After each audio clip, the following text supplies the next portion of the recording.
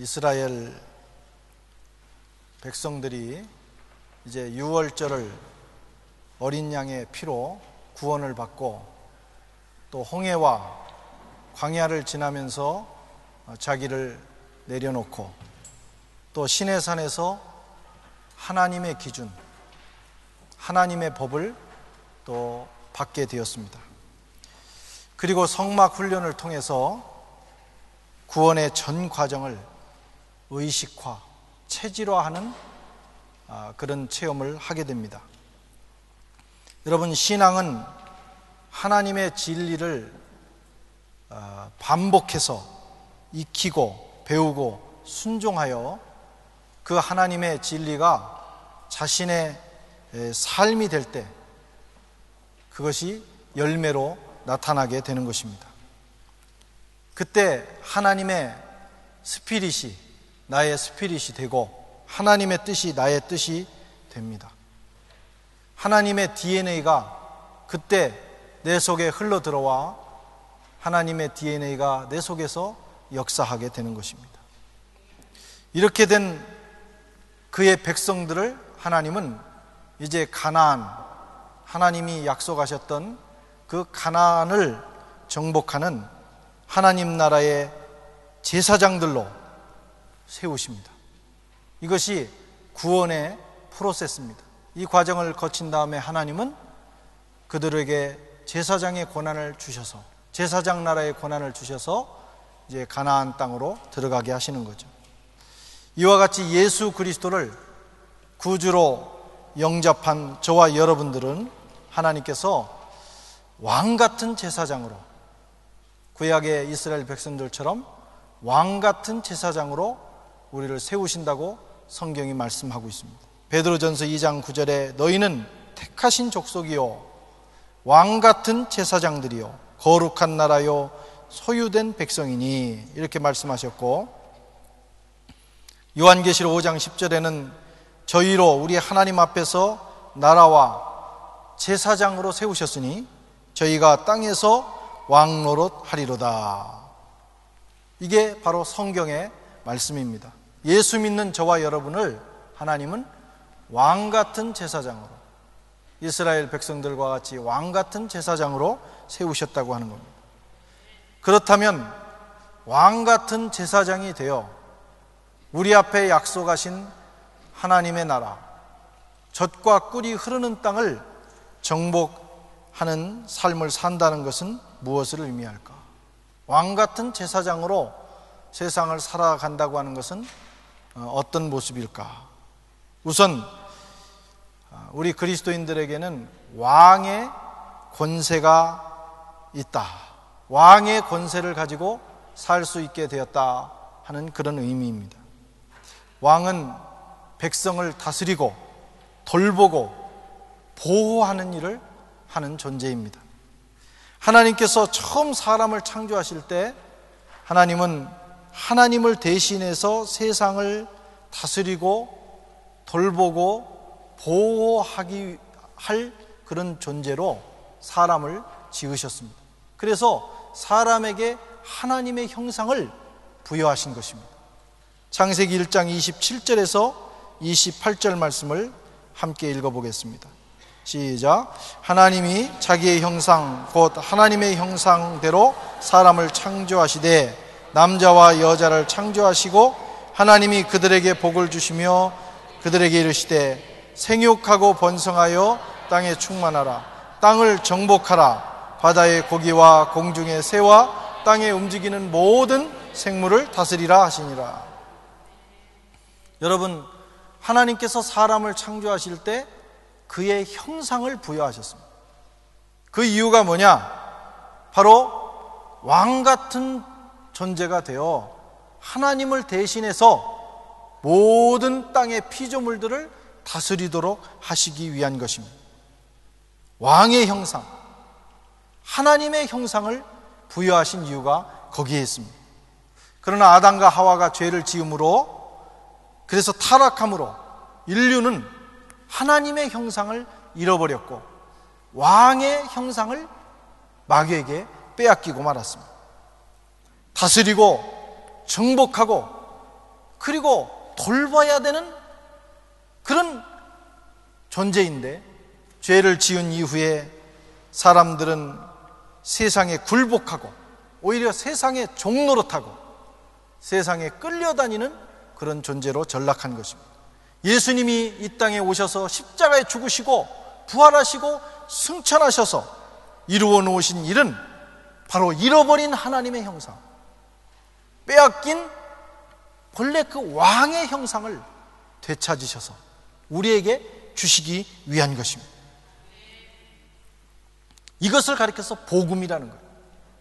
본래 하나님이 계획하셨던, 본래 하나님이 허락하셨던 잃어버린 하나님의 형상, 왕의 형상을 되찾아 주신 것, 그래서 그 왕의 권세를 가지고 세상을 살아가도록 하신 것이 바로 복음이라는 것입니다.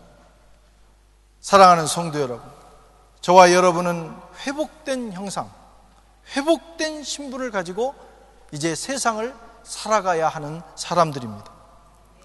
하늘의 생명으로 세상에 죽어가는 어둠의 세력들을 몰아내고 세상을 정복해야 합니다.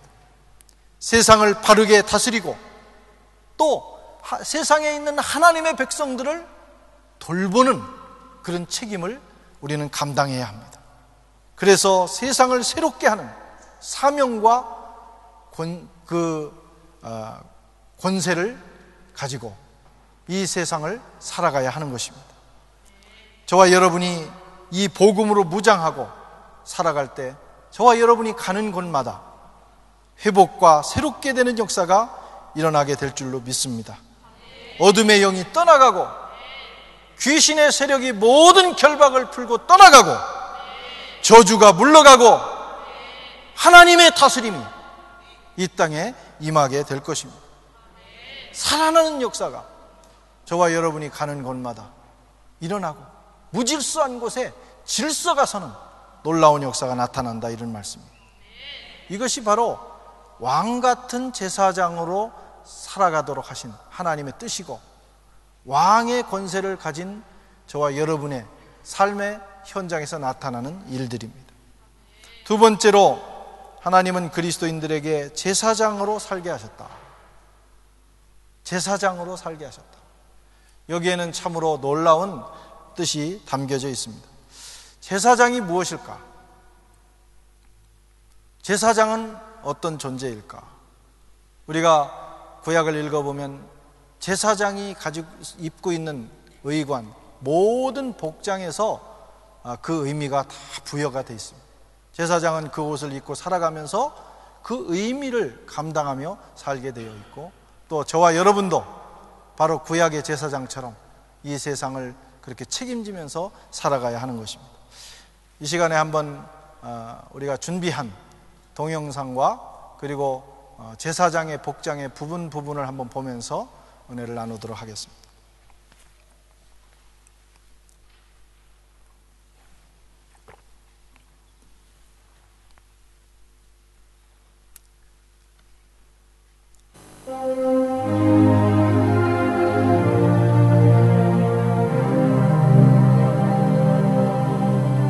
Your brother Aaron and his sons, Nadab, Abihu, Eleazar, and Ithamar, will be set apart from the common people.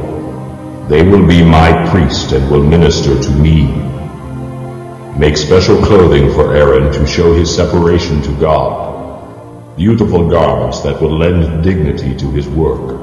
Instruct all those who have special skills as tailors to make the garments that will set Aaron apart from everyone else, so he may serve me as a priest. They are to make a chest piece, an ephod, a robe, an embroidered tunic, a turban, and a sash. They will also make special garments for Aaron's sons to wear when they serve as priests before me. These items must be made of fine linen cloth and embroidered with gold thread and blue, purple, and scarlet yarn.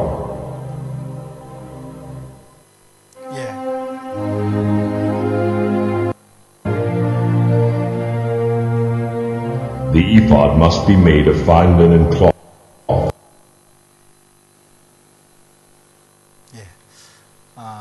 우선 이제 제사장, 그 제일 앞에 서 있는 사람이 대제사장이고 그 뒤에 따라오는 사람들이 제사장들인데, 제사장의 복장이 아주 특별합니다.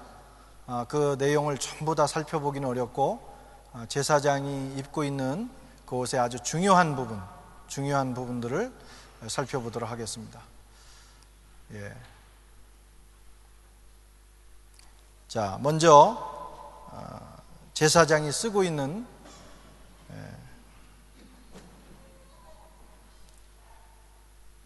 옮겨보시죠. 지난주에 새로 인수인계를 받아가지고 이게 쉬운 일이 아닙니다. 네, 예, 됐어요. 제사장의 복장, 그 다음 보겠습니다. 자세히 좀 보시고 다음 넘겨주세요. 예, 잘 안 보이죠? 저걸 나중에 우리가 인터넷에 띄우도록 하겠습니다. 여러분들이 인터넷 우리 교회 웹사이트에 들어가셔서 자세히 보실 수 있기를 바랍니다. 그 다음 넘어가겠습니다.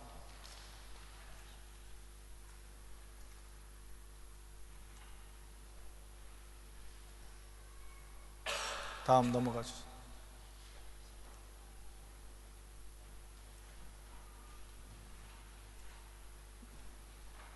그 다음, 예, 제일 위에 제사장이 모자를 쓰죠. 그 다음에 어깨 위에 또 보석을 달고 또 가슴에 흉패를 차게 됩니다. 예, 넘어가 주세요. 네, 저기를 일단 보시기 바랍니다. 저게 그 관만 먼저 그대로 놔두세요. 그 관에 보면 잘 보일지 모르겠는데 거기에 여호와께 성결이다 라고 하는 그 글귀가 쓰여져 있습니다. 히브리어로 여호와께 성결. 그 다음 넘어가겠습니다. 한 번에 다 보고 말죠. 그 다음에 어깨 보석, 저 어깨 위에 보석을 다는데 거기에 양쪽 어깨에 12지파의 이름이 그 보석에 기록되어 있습니다. 그래서 제사장은 어깨에 12지파를 짊어지고 하나님 앞에 가는 거죠.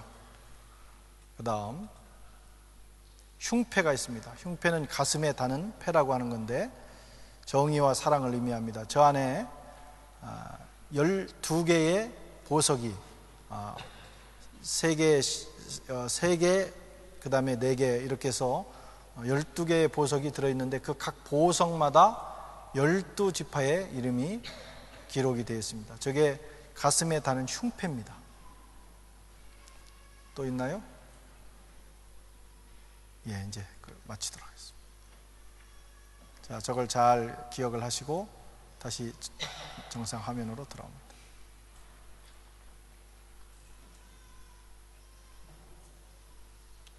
네, 닫아주세요.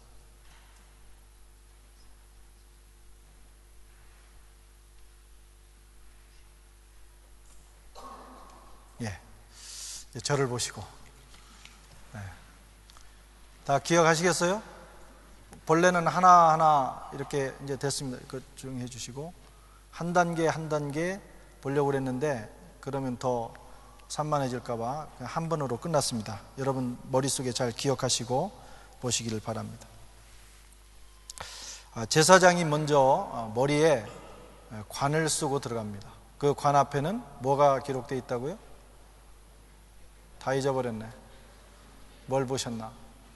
여호와께 성결. 한번 따라하겠습니다. 여호와께 성결. 크게 좀 따라서 해보세요. 여호와께 성결. 이걸 이마에 딱 붙이고 들어가게 되는 겁니다. 출애굽기 28장 36절에 37절에 너는 또 정금으로 패를 만들어 인을 새기는 법으로 그 위에 새기되 여호와께 성결이라 하고 그 패를 청색끈으로 관 위에 매되 곧 전면에 있게 하라. 이렇게 말씀하셨어요. 여기 보십시오. 제사장의 생명이 뭐냐? 제사장의 생명은 성결입니다. 하나님 앞에 성결입니다. 거룩하게 사는 것, 깨끗한 것입니다. 왜냐하면 하나님이 거룩하신 분이시기 때문에. 그래서 하나님을 가까이서 섬기는 이들은 거룩을 생명으로 알고 섬겨야 됩니다. 우리 모든 그리스도인들은 제사장들입니다. 종교 우리 개혁자들은 이것을 만인 제사장설이라고 그랬어요. 모든 그리스도인들은 제사장으로 세상을 살아갑니다. 우리의 생명이 어디에 있냐? 성결에 있다는 거예요. 거룩함, 깨끗함에 생명이 있습니다. 데살로니가전서 4장 3절에 보면 하나님의 뜻은 이것이니 너희가 거룩함이라 곧 음란을 버리고, 이렇게 말씀합니다. 우리의 생명이 뭐냐? 그리스도인의 생명은 여러분 거룩함입니다. 그리고 그것은 하나님의 뜻이기도 합니다. 그러면 이 거룩함, 이것은 우리의 의로운 행위로 이루어지느냐? 성경은 그렇게 말하지 않습니다. 우리가 아무리 깨끗하게 살아도 그 깨끗하게 사는 행위로 우리를 거룩하게 할 수 없습니다. 거룩함은 하나님께서 주시는 겁니다. 죄와 허물로 더러워졌던 우리를 하나님께서 그 아들의 피로 씻으셔서 저와 여러분을 거룩하게 하셨습니다. 그러면 거룩하라는 것은 뭐냐? 하나님이 주신 거룩함을 유지하라는 뜻이에요. 우리가 할 수 있는 일은 하나님께서 우리에게 주신 그 거룩함을 유지하고 더럽히지 않는 일은 감당할 수가 있습니다. 또 살아가면서 혹시 죄를 지어 우리 옛사람이 살아나서 그 거룩함을 잃어버렸다면 우리는 언제든지 하나님 앞에 나아가서 회개하고 참회함으로 우리의 더러워진 부분을 씻어야 됩니다.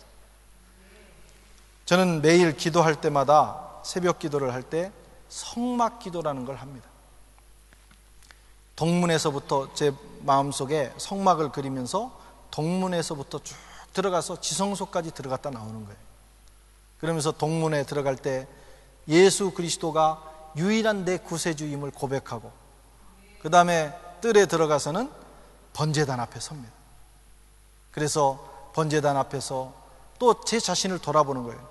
그리스도께서 그의 보혈로 씻어주셨는데 오늘 하루 살아가면서, 또 어제 하루를 살아가면서 하나님 앞에 지은 죄와 허물은 없는지, 그래서 생각나는 것이 있으면 그리스도의 보혈을 의지합니다. 주여 주의 보혈로 씻어주십시오.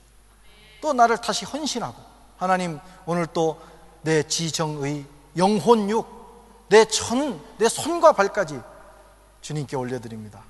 주님을 위해서 사용되기를 원합니다. 그리고 나서 다시 어디로 들어가냐면 물두멍으로 갑니다. 아직 내려놓지 못한 것은 없는가? 아직도 살아있는 옛사람은 내게 존재하지 않은가? 아직도 해결되지 않은 부분이 무엇인가? 또 그 부분을 돌아보면서 하나님 앞에 회개하고 또 하루를 시작해요.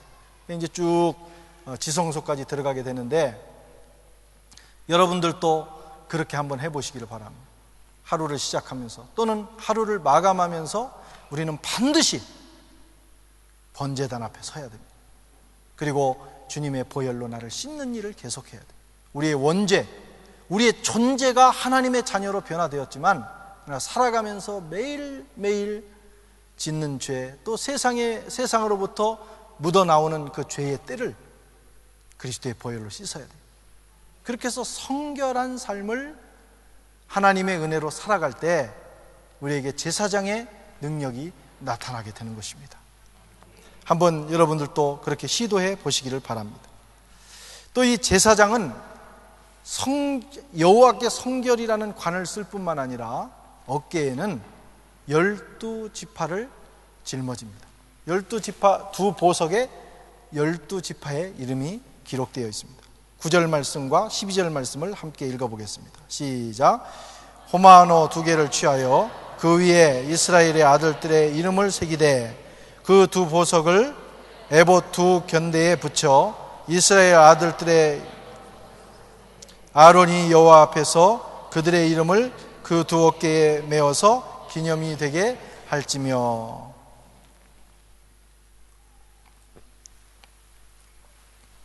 여러분, 두 번째로 제사장의 삶이 어떤 삶이냐? 12지파, 다시 말하면 하나님의 백성들을 짊어지고 가는 삶이라고 하는 겁니다. 제사장들은 자기를 위해서 살지 않습니다. 하나님을 섬기고 백성을 섬기는 일을 합니다. 그래서 이스라엘 백성들의 모든 삶을 두 어깨에 짊어지고 하나님 앞에 나아가는 존재가 제사장의 존재입니다.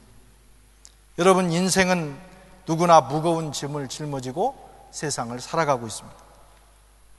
저 사람은 팔자가 참 늘어졌다, 저 사람은 세상에 아무 걱정이 없을 것이다 하는 사람도, 저 사람은 참 인생 편하게 사네, 그렇게 생각이 되는 사람도 직접 만나서 그 사람과 이야기를 해보고 그 내면으로 들어가 보면 누구나 스스로 짊어지기에 버거울 정도의 인생의 짐을 짊어지고 살아갑니다. 아마 여기 앉아 계신 분들의 90% 이상이 정말 인생의 그 무게를 힘겹게 느끼면서 살다가 오늘 왔을 것입니다. 사람의 인생이 70이고 강건하면 80이지만 그러나 그 인생이 수고와 슬픔뿐이다. 시편 기자가 그렇게 고백하고 있습니다.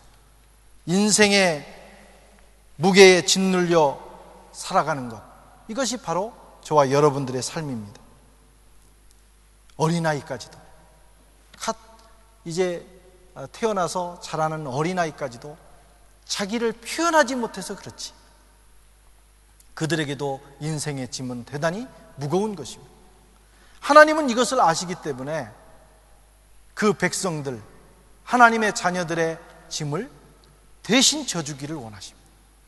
그 일을 위해서 자기의 아들을 이 땅에 보내셨습니다. 예수님이 이 땅에 오셔서 하시는 또 하나의 일이 뭐냐? 저와 여러분의 인생의 짐을 져주시는 거예요. 시편 68편 19절에 보면 날마다 우리 짐을 지시는 주, 곧 우리 구원이신 하나님을 찬송할지라. 하나님이 어떤 분이시냐? 우리의 짐을 대신 져주시는 하나님. 오늘 이 시간 힘겹고 어려운 인생길을 걷다가 정말 너무 힘들다, 인생 살기 힘들다, 이런 마음을 가지고 오신 분이 계시다면 여러분의 인생의 짐을 하나님 앞에 내어 드리기를 바랍니다. 그분이 우리 인생의 짐을 대신 짊어지시고 가는 거예요. 우리는 그 길을 가볍게 따라가면 되는 것입니다. 마태복음 11장 28절, 수고하고 무거운 짐진 자들아 다 내게로 오라, 내가 너희를 편히 쉬게 하리라. 주님이 오셔서 그 백성들을 향하여 하시는 말씀이에요. 내가 왜 온 줄 아느냐? 수고하고 무거운 너희들의 짐을 대신 져주기 위해서. 내 앞에 갖다 놔라. 그리고 내 앞에서 안식을 누려라. 주님 말씀하고 계십니다. 누구든지 하나님께로 돌아오면 하나님은 우리 인생의 짐을 대신 짊어져 주십니다. 여러분, 이것이 또 하나의 복음인 것입니다. 예수님은 제사장으로 이 땅에 오셔서 인류의 무거운 짐을 대신 지셨습니다. 또한 저와 여러분, 왕같은 제사장으로 살아가는 저와 여러분도 주님이 가신 길을 걸어가야 돼요. 주님이 우리의 인생의 짐을 대신 져주셨다면 이제 우리는 또 주님이 우리에게 요구하시는 짐을 짊어져야 돼요. 그 짐이 어떤 짐이냐? 이 땅에 사는 곤고하고 고통당하는 수많은 하나님의 사람들의 짐을 너희들이 이제 져달라는 것입니다. 이것이 주님의 부탁이고 우리의 사명입니다. 하나님의 백성들의 짐을 지고 사는 것, 이것이 제사장들의 삶이에요. 갈라디아서 6장 2절 말씀 같이 한번 읽어보겠습니다. 시작. 너희가 짐을 서로 지라, 그리하여 그리스도의 법을 성취하라. 우리가 이 땅을 살아가면서 우리의 사명이 뭐냐? 우리 주위에 있는 사람들의 짐을 대신 져주는 거예요. 서로가 서로의 짐을 짊어져 주는 것입니다. 이것이 제자의 길이고 주님을 따르는 길이고 제사장으로 사는 길입니다. 저와 여러분의 어깨에는 여러분의 식구의 짐이 있어야 돼요. 여러분 구역 식구들의 짐이 있어야 됩니다. 그리고 교회 식구들의 그 짐이 우리 어깨에 있어야 하는 것입니다. 그들이 아플 때 함께 아파하고, 그들이 슬퍼할 때 함께 슬퍼하고, 그들이 고통당할 때 함께 고통스러워하고, 울 때 함께 울고, 기뻐할 때 함께 기뻐하는 것, 그것이 제자의 길이고, 여러분, 그것이 왕같은 제사장으로 살아가는 길입니다. 그런 삶을 살아가는 저와 여러분들이 되시기를 바랍니다. 편하게, 그저 하나님께 내 모든 짐을 맡겼으니까 나는 아무 멍에도 없이 편하게 살아야 되겠다, 이러면 안 된다는 거예요. 하나님은 우리의 인생의 짐, 죄의 짐을 대신 짊어져 주시지만, 우리는 대신에 하나님이 주시는 짐, 우리 이웃의 아픔과 슬픔과 고통을 함께 짊어지는 그 멍에를 짊어져야 하는 것입니다. 여러분, 살아가면서 혹시 가족이 부담스러운 사람이 있습니까? 대부분은 그렇지 않겠지만 어떤 분들은 가족이 부담스러운 사람이 있어요. 너무 힘들고 가족들의 짐을 내가 대신 져주기가 힘들어요. 특별히 장남, 장녀로 사는 분들, 저도 장남인데, 장남은 별로 가족을 위해서 하는 일은 없으면서 괜히 인생이 부담스러워요. 괜히 그 가족의 모든 그 짐을, 마음의 짐을 짊어지고 살아갑니다. 그래서 장남으로 산다는 것은 대단히 어려운 그런 일입니다. 그러나 그때 생각해야 돼요. 그것이 내 일이다. 왕같은 제사장으로 사는 길이다. 여러분, 구역 식구들이 부담스럽고 교회 식구들이 혹시 부담스러울 때, 내가 제사장이 되었구나. 하나님께서 나를 제사장으로 인정하시고 내 어깨에 우리 구역 식구들과 우리 공동체 식구들의 짐을 얹어주셨구나. 하나님 감사합니다. 그러면서 그 무거운 짐을 지고 하나님 앞에 나가야 되는 거예요. 하나님은 저와 여러분이 그렇게 살아가시기를 원하시는 것입니다. 또 그 다음에 이 제사장의 가슴에 흉패가 있어요. 물론 이 안에는 우림과 둠빔이라고 하는 재판할 때 쓰는 보석을 넣기도 하지만, 오늘은 살펴보고자 하는 것은 그 위에 12개의 보석이 있는데, 그 보석에 12개의 지파의 이름이 기록되어 있다고 하는 겁니다. 29절 말씀을 함께 읽어보겠습니다. 시작. 아론이 성수에 들어갈 때에 이스라엘 아들들의 이름을 기록한 이 판결 흉패를 가슴에 붙여 여호와 앞에 영원한 기념을 삼을 것이니라.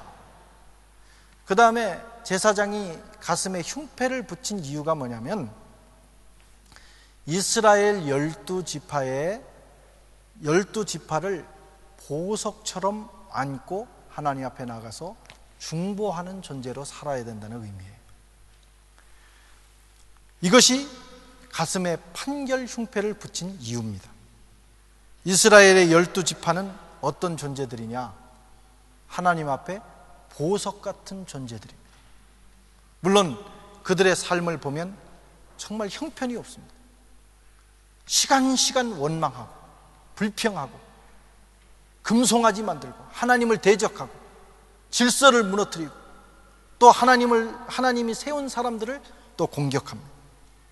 이것이 12지파 이스라엘 백성들의 광야의 모습이지만, 그러나 제사장은 그들을 정죄하고 심판하는 마음으로 나가는 것이 아니라 그 12지파를 보석처럼 가슴에 품고 하나님 앞에 나가서 그들을 위해서 눈물을 흘려 기도해야 된다고 하는 것입니다.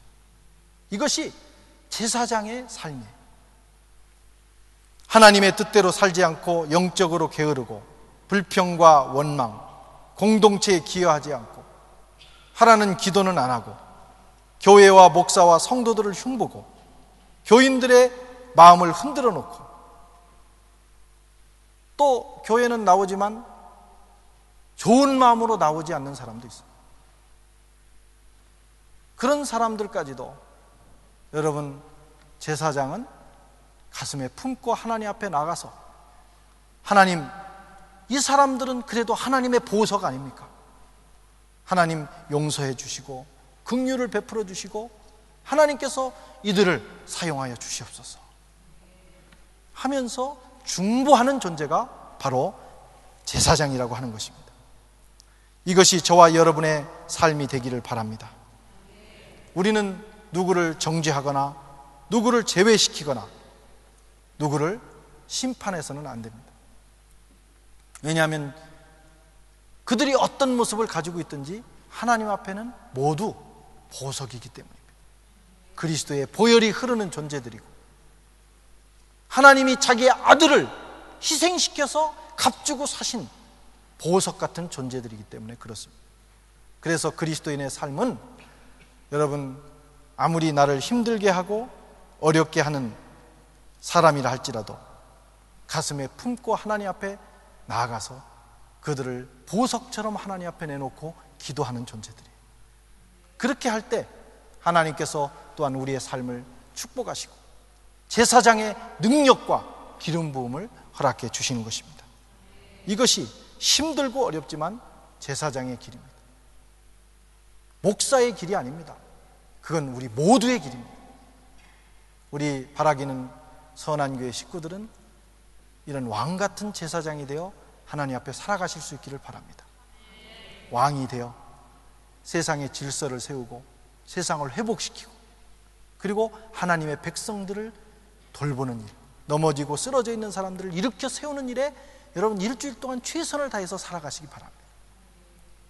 뿐만 아니라 성결하게 또 우리 주위에 있는 사람들의 그 짐을 내 어깨에 짊어지고 힘들지만 내 마음에 하나님의 모든 사람들을 가슴에 품고 나아가서 보석처럼 내놓고 그들을 위해서 눈물 흘리며 그들의 문제가 내 문제인 것처럼 엎드려 기도하는 저와 여러분들이 되시기를 바랍니다. 그때 하나님은 우리에게 가나안을 허락해 주실 것입니다. 기도하겠습니다. 하나님 아버지, 저희들